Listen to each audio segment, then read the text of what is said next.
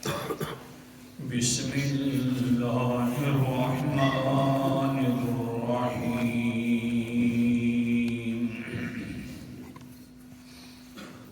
لہ ما فی السماوات وما فی الارض الآیہ صدق اللہ العظیم۔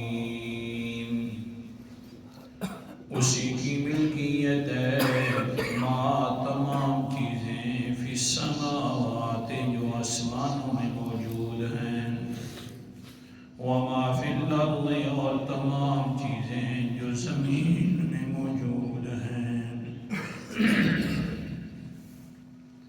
آیت الکرسی کی دلیل نمبر 4 کا تذکرہ چل رہا تھا، اور اس کا خلاصہ یہ ہے کہ آسمانوں زمینوں کا بادشاہ میں ہوں۔ جب بادشاہ میں ہوں تو پھر پورے جہان کی تدبیریں کرنے والا بھی میں ہوں۔ اگر تم تدبیریں کرو بھی صحیح تو میں پھر اپنی مرضی سے فیصلے کرتا ہوں، چاہوں تو تمہاری تدبیروں کے مطابق فیصلے کر دوں، چاہوں تو تمہاری تدبیروں کے خلاف فیصلے کر دوں۔ جب فیصلے کرنے والا میں ہوں، بادشاہ میں ہوں، ملکیت میری ہے، تو پھر مان لو لا الہ الا اللہ کی عبادت کے لائق ہے تو صرف اللہ تعالیٰ ہے۔ پھر اسی بات پر میں نے پچھلے درس پر یہ ثابت کرنے کی کوشش کی کہ مختار کل فیصلوں کا مالک کا مطلب ہوتا ہے کہ اختیار صرف میرے پاس ہے،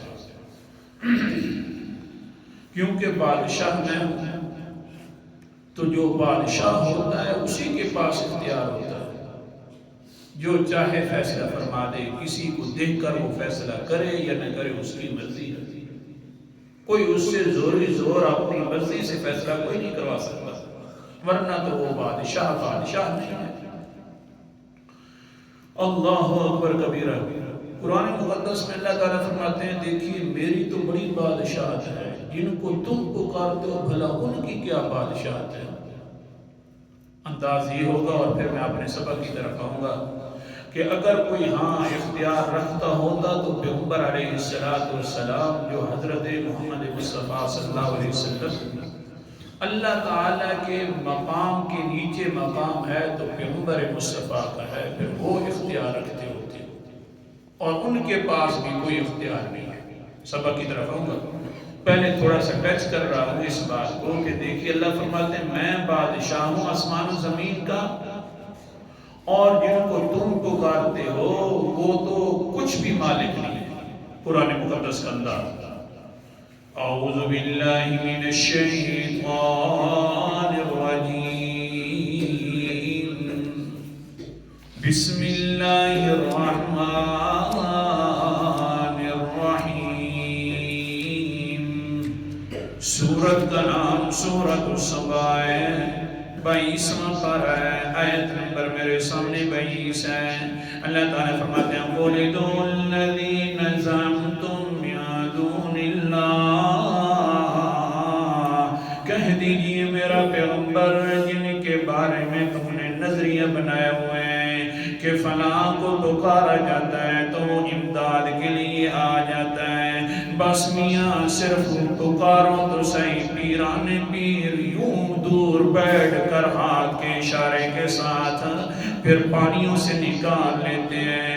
میرا پیغمبر کہہ دیجئے ادعوا الذین زعمتم من دون اللہ، پکارو اللہ کے علاوہ جن کے بارے میں تم بڑے بڑے گمان رکھتے ہو، زعمتم بڑے بڑے گمان رکھتے ہو تم ان کے بارے میں، وہ کرنیاں دھرنیاں والے ہیں اور ساتھ ساتھ بھرنیاں والے بھی ہیں نا، پکارو تم، حالانکہ ان کا حال کیا ہے، کن کو پکار رہے ہو تم، لا یملکون مثقال ذرۃ فی السماوات ولا فی الارض، وہ تو آسمان و زمین کے اندر ایک ذرے کے برابر کے مالک نہیں نہیں ہے، جن کو تم نے چھوڑ رکھا ہے وہ آسمان و زمین کی ہر چیز کا مالک ہے۔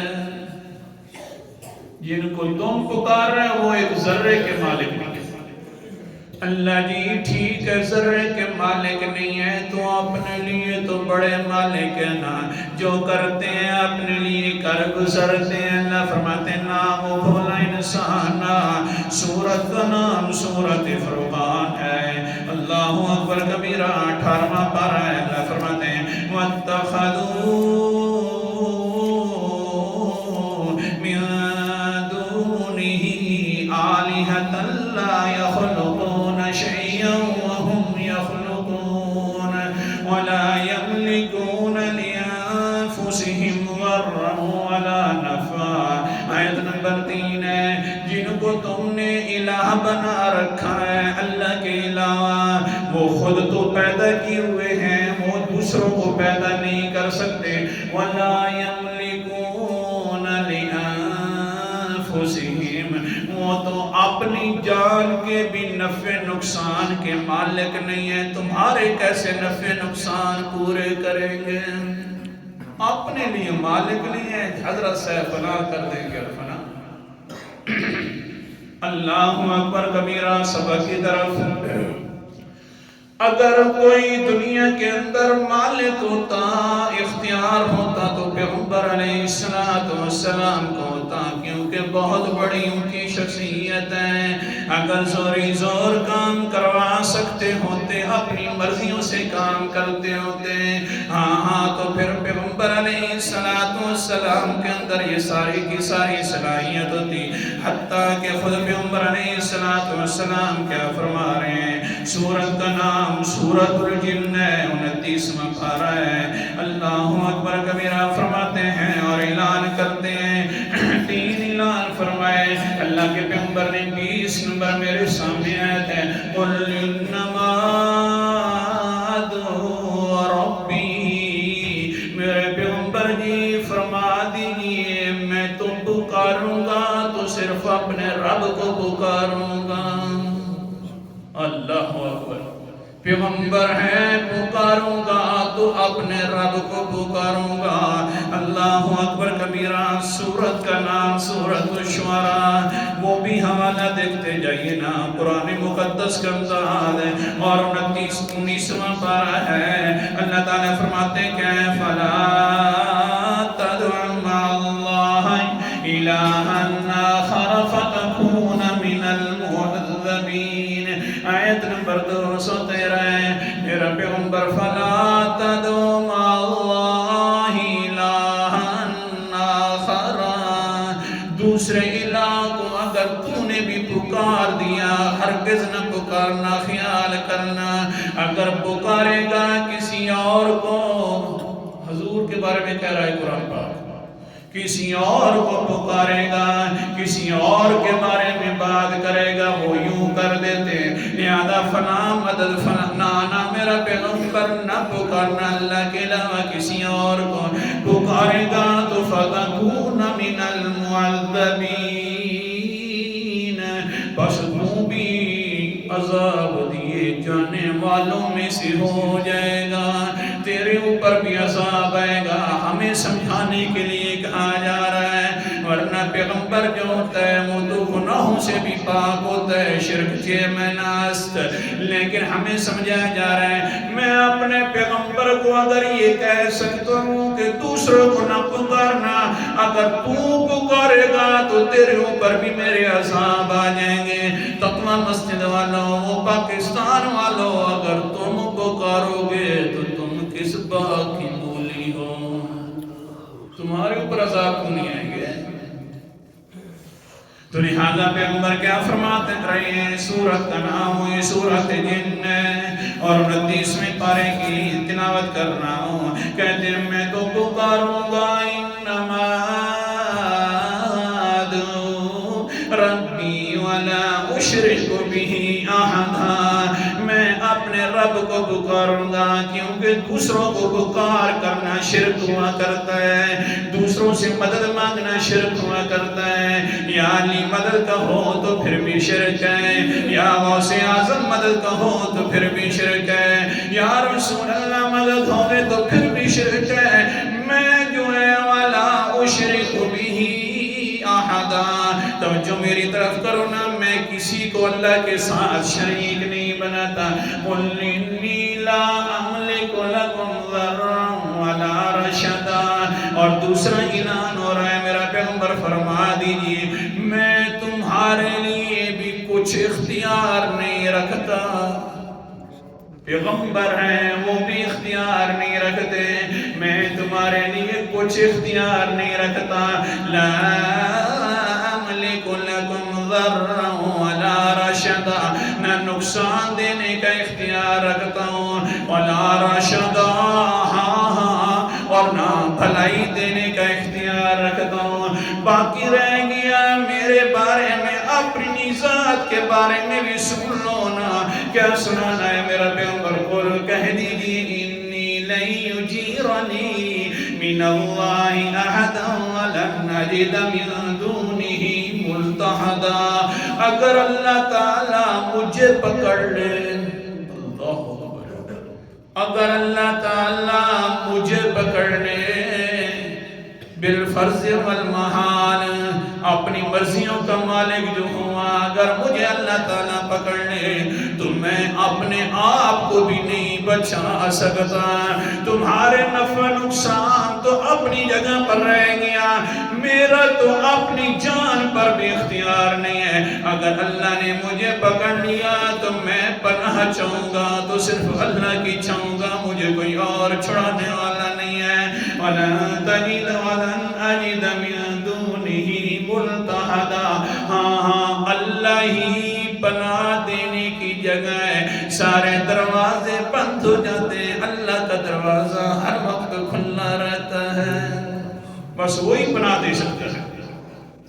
اللہ اکبر کبیرہ، سمجھا کہہ رہا ہوں، اگر اختیار ہوتا تو حضرت محمد مصطفیٰ، لیکن ان کے پاس بھی اختیار نہیں ہے۔ وہ تو کہہ رہے ہیں میں تو اپنی جان کا مالک نہیں ہوں۔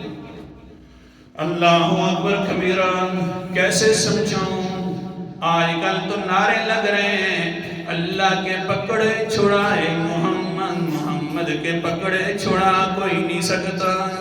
اللہ کے پیغمبر فرماتے ہیں نانا، اگر اللہ چاہے مجھے پکڑنا تو میں اپنے آپ کو نہیں چھڑا سکتا۔ قرآن مقدس کا انداز، دوسرا مقام، اللہ اکبر کبیرہ، سورت کا نام سورت الشعراء ہے اور 29واں پارہ آیت نمبر 214 ہے۔ اللہ تعالیٰ فرماتے ہیں وَأَنذِرْ عَشِيرَتَكَ الْأَقْرَبِينَ، میرا پیغمبر جی ڈرا دیجیے اپنے قریبی رشتہ داروں کو۔ بخاری شریف کی حدیث، جب یہ آیت مبارکہ اتری تو حضور صلی اللہ علیہ وسلم کا رنگ مبارک پیلا ہو گیا۔ پریشانی کی وجہ سے جلدی جلدی اپنے قریشیوں کو جمع کر لیتے ہیں، اپنے گھر مبارکہ کے اندر جمع کر کے کہتے ہیں او قریشیوں، یا معاشر قریش، اشتروا انفسکم من اللہ۔ او قریشیوں، سن لو تم خود اپنے آپ کو اللہ سے بچاؤ، نیک اعمال کیا کرو، برائی والے کام نہ کیا کرو۔ اللہ سے بچانا ہے تو تم نے اپنے آپ کو بچانا ہے۔ لا اغنی عنکم من اللہ شیئا، میں اللہ سے تمہیں بالکل بچا نہیں سکتا، میرے پاس اختیار نہیں ہے۔ پھر فرماتے ہیں یا بنی عبد المطلب لا اغنی عنکم من اللہ شیئا، او بنو عبد المطلب تم بھی سن لو، تم نے بھی اپنے آپ کو بچانا ہے، نیک اعمال کر کے میں تمہیں بھی بچا نہیں سکتا۔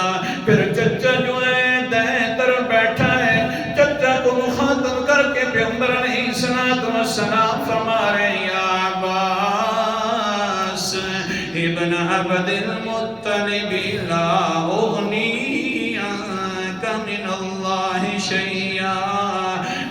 چچا محترم تم ہے تو میرا چچا، لیکن اللہ نے اگر تجھے پکڑ لیا تو پیغمبر کے اندر اتنی طاقت نہیں ہے کہ تجھے اللہ سے چھڑوا لے۔ یہ حال ہے جی، ہمارے عجیب نعرے ہیں۔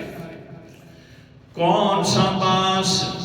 حضرت عباس کے بارے میں قال النبی صلی اللہ علیہ وسلم من آذى العباس فقد آذانی، جس نے میرے چچا عباس کو تکلیف دی ہے اس نے مجھے تکلیف دے دی ہے۔ اس کے بارے میں فرما رہے ہیں او میرا چچا سن لے، اگر اللہ کے فیصلے تیرے خلاف ہو گئے تو پیغمبر کے اندر اتنی طاقت نہیں ہے کہ تجھے چھڑا لے، کچھ بھی میں طاقت نہیں رکھتا۔ یہ بات حضرت علی رضی اللہ تعالیٰ عنہ روایت کرتے ہیں حضرت عباس کے بارے میں، لیکن جب بھی حضرت عباس چچا کے سامنے سے گزرتے ہیں کہتے ہیں چچا راضی رہنا، تیری رضا تو پیغمبر کی رضا ہے، مہربانی راضی رہنا، کوئی غلطی ہو تو معاف کرتے رہنے چچا جی۔ ایک دن پیار بھری محفل میں بیٹھے تھے، حضرت علی فرماتے ہیں چچا جی دیر کر دیا ایمان لانے میں، فتح مکہ کے موقع پر جو ایمان لایا ہے، پہلے اگر لیتا تو کیا بات تھی، تیری اور زیادہ شان بڑھ جاتے ہیں، غزوہ بدر بھی کرتا نا، غزوہ احد بھی کرتا نا۔ اب چچا دیر تو ہو گئی ہے، لیکن تیرے بارے میں پیغمبر نے فرمایا چچا جی دیر سے آیا ہے لیکن تیرا اسلام بڑا قبول کر گیا ہے اللہ کے ہاں، لیکن مزہ آ جاتا جلدی آتا تو دیکھو تو صحیح چچا بھی حمزہ بھی تھا نا، وہ بھی جلدی آ گیا تھا۔ اللہ تعالیٰ نے ان کو بھی شہادت سے نواز دیا ہے۔ بس یہ باتیں کر رہے تھے، اوپر سے حضرت عباس فرمانے لگے واہ جی واہ، ہم نے اسلام سے پہلے کون سے گندے کام کیے، پہلے بھی تو حاجیوں کو ستو پلایا ہے، پہلے بھی تو ہم بڑی خدمت کر رہے تھے لوگوں کی، ہاں صرف اسلام بعد کے اندر لائے۔ حضرت علی چپ ہو گئے لیکن اوپر والا چپ نہ رہا، قرآن مقدس اتار دیا، سورت کا نام سورت توبہ ہے، اللہ اکبر کبیرہ 10واں پارہ ہے۔ اللہ تعالیٰ فرماتے ہیں اجعلتم سقایۃ الحاج وعمارۃ المسجد الحرام کمن آمن باللہ والیوم الآخر وجاہد فی سبیل اللہ لا یستوون عند اللہ۔ آیت نمبر میرے سامنے 19 ہے۔